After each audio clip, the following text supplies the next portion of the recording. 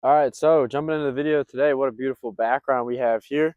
Uh, we're at the football field, gonna run outdoors the first time this year. Pretty exciting stuff. It looks really gloomy, but it's actually like 65 out today, so pretty nice. You can notice the sunburn. It's a beautiful thing. Matches the red beard. Gotta love that.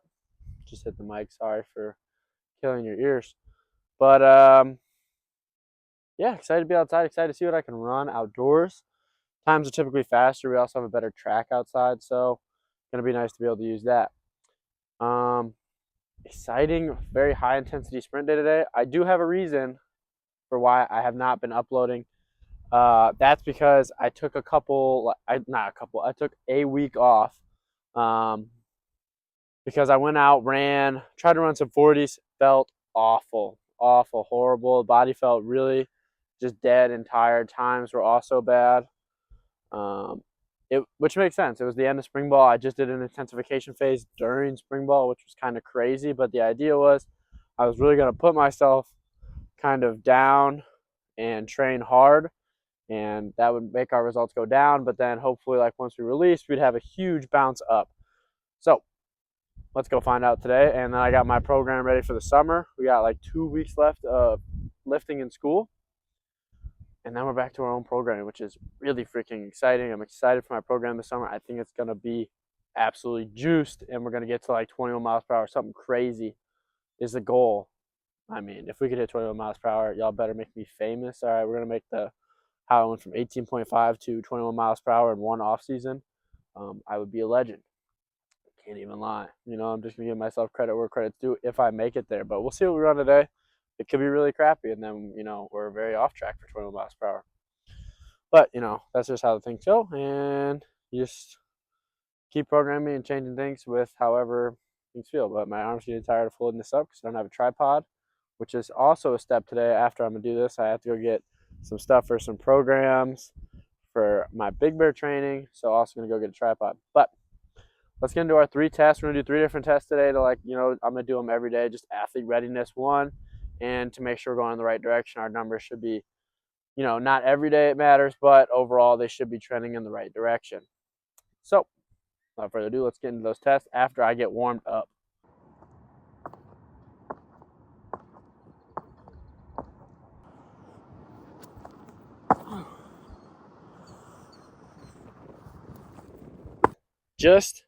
Holy cow, it's windy. I'm going to try and keep this mic close to my face so that the wind is hopefully not just murdering all the audio we're getting. But my test went crazy today. 193 on RSI. We were jumping like 1-2, which that is not like, I don't want to like misconstrue people. I did not like actually jump my RSI that high, like from a physical standpoint. It was, thank goodness I did not bring my arena gear timers because they'd be blowing all over the place today. But I did not. It's not like a physical adaptation that happened that quickly. It's really just like coordination, getting better with the movement. But the thing about that is now every time I do those and do those tests, it's a much higher stimulus, and we will start creating that physical adaptation because our coordination is better in the movement, which is awesome.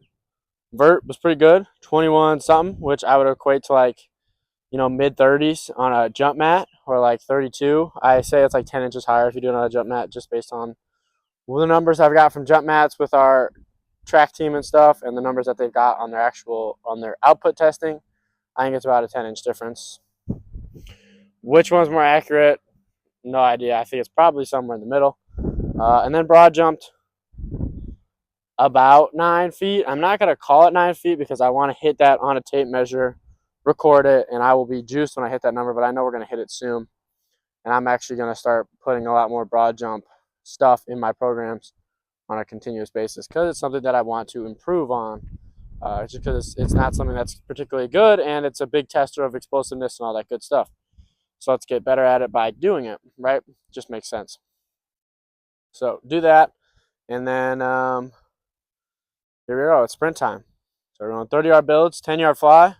Let's try and hit 20 miles per hour today. I'm feeling freaky, so I'm like, we're just going to shoot for the freaking stars. And then, usually when that happens, I end up wildly disappointed, because I'm overestimating myself. But we're going to do it again today because why the hell not? And, we'll see what times we run. And if I'm screaming and excited, you'll know. If I'm kind of like, it was all right, guys, well, then, I let myself down again. But hopefully that doesn't happen. Let's run 20 miles per hour for the first time in our lifetime today, ladies and gentlemen. That would be a huge freaking accomplishment.